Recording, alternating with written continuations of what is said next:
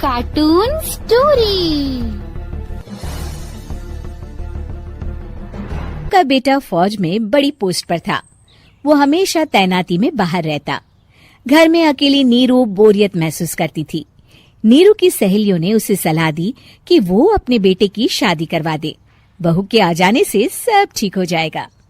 बेटा अपार, तू तो फौज में रहता है, मुझे घर में अकेलापन काटने को दौड़ता है। तू एक काम कर बेटा, शादी कर ले, फिर बहू के साथ मैं घर में आराम से रहूंगी। क्या माँ, मैं जब तक मेजर नहीं बन जाता शादी नहीं करूंगा। तुम कहीं घूमने जाया करो, लेकिन शादी की बात मत करो। इतना कहकर अपार वहां से चला जाता है, लेकिन जाते वक्त उसे माँ की भी चिंता रहती है। एक दिन दरवाजे की घंटी बजती है। नीरू दरवाजा खोलती है तो सामने एक सुंदर सी लड़की साड़ी पहनकर सर पर पल्लू रखकर खड़ी होती है। कौन हो तुम बेटा, और तुम्हें किसने भेजा है? मेरा नाम कंचन है और मैं आपके बेटे अपार की बीवी और आपकी बहू हूँ। तभी घर का फोन बजता है। नीरू फोन उठाती है तो अपार का फोन होता है। माँ, कंचन आ गई। वो आपकी बहू है माँ, और मैंने उससे शादी कर ली है। आप अकेली रहती हैं तो मैंने आपके लिए शादी कर ली माँ।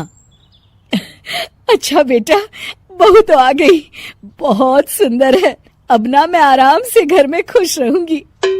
इतना कहकर नीरू जैसे ही कंचन की तरफ देखती है, वो उसके पैर छूती है।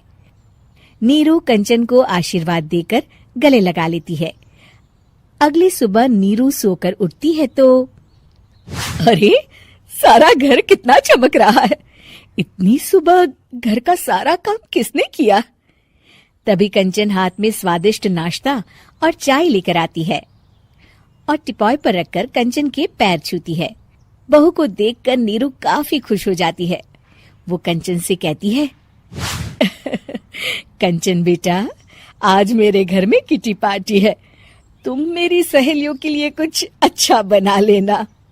माँ, मुझे अच्छा बनाना नहीं आता, आप बता दीजिए, मैं बना दूंगी। अरे मैं भी तो नहीं जानती।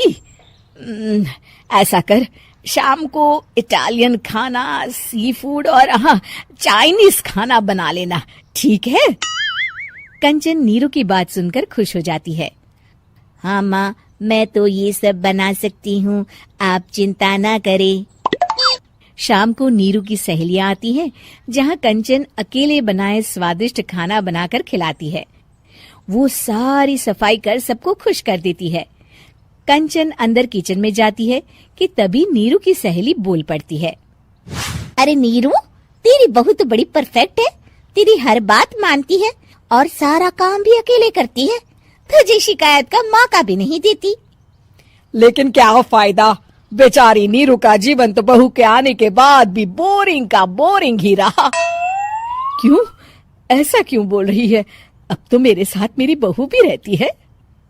हाँ, रहती तो है, लेकिन मैं ऐसी लड़कियों को बहुत अच्छे से जानती हूँ। ये सारे काम इसलिए करती है कि तुझे लड़ाई करने का कोई मौका ना मिले और तू फ्रस्ट्रेट हो जाए, समझी? नीरू भोली सूरत बनाकर कहती है, नहीं, मैं नहीं समझी। अरे, घर में सास बहू की लड़ाई ना हो तो घर भी भला घर लगता है क्या? मेरे घर में ही ले ले। सुबह से बहू के साथ लड़ाई में इतनी चहल पहल रहती है कि मन हमारा भी लगा रहता है और पड़ोसियों का भी। नीरू मन में सोचती है, बात तो सही है। अगर ये मेरी शिकायत के बिना ही हर काम कर देगी तो मैं क्या करूंगी? रात को नीरू सोने के लिए कमरे में जाती है, जहाँ कंचन उसके पैर दबाने लगती है। नीरू को अच्छा तो लगता है, लेकिन वो किसी भी तरह से उससे लड़ाई करना चाहती है। बहू, दर्द पैर में नहीं सर पर है और तू मेरे पैर दबा रही है।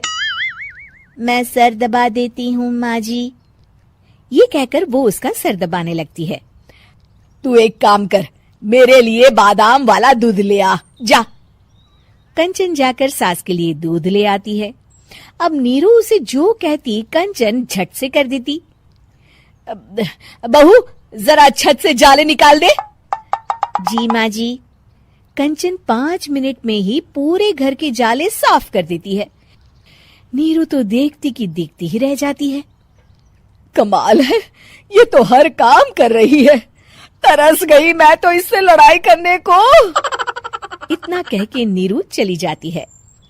नीरू को एक दिन कंचन पर इतना गुस्सा आता है कि वो सोच लेती है आज तो उससे लड़कर ही रहेगी।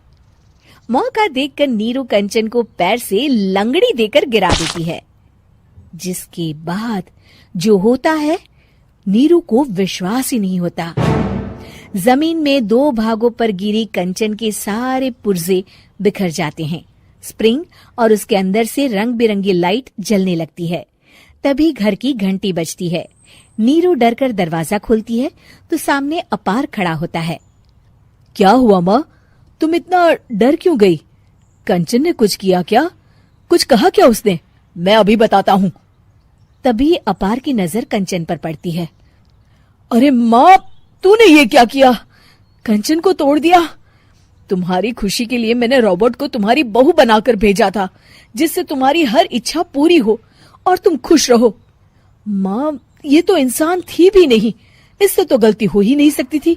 फिर आपने इसे क्यों तोड़ा? क्या गलती थी इसकी माँ? बेटा, इसकी सबसे बड़ी गलती ये थी कि ये इंसानों की तरह सास से लड़ाई नहीं करती थी। अपार माँ की बात सुनकर हैरान रह जाता है। Yeah.